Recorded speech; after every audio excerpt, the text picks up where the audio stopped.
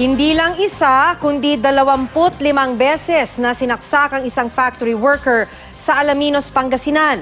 Bantay sarado naman habang nagpapagaling sa ospital ang nakaalitan niyang suspect. Makibalita tayo kay Jet Arceliana ng GMA Dagupan.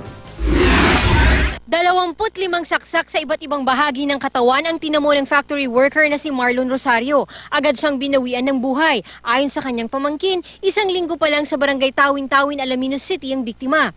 Pumunta galing po sa Maynila. Umuwi nga po para magtanim. Tapos sa daanan nga daw po, sa daan. Yun nga daw po. Ang sospek ang kapitbahay ni Rosario na si Tobias. So nagkaroon ng altercation itong dalawa, no? Dalawang suspect sa yung victim, no? Nagsaksakan sila, no? Sa investigasyon ng mga otoridad, sumugod ang biktima sa bahay ng sospek dahil daw sa alitan sa right-of-way. Nasuntok daw ng sospek ang biktima. Umuwi ang biktima at dala na nito ang dalawang patalim nang bumalik sa bahay ng sospek. Dito na nagsaksakan ang dalawa. Nasugatan si Tobias sa kilikili pero mas napuruhan ng sospek si Rosario. Yung suspect natin nasa hospital, no?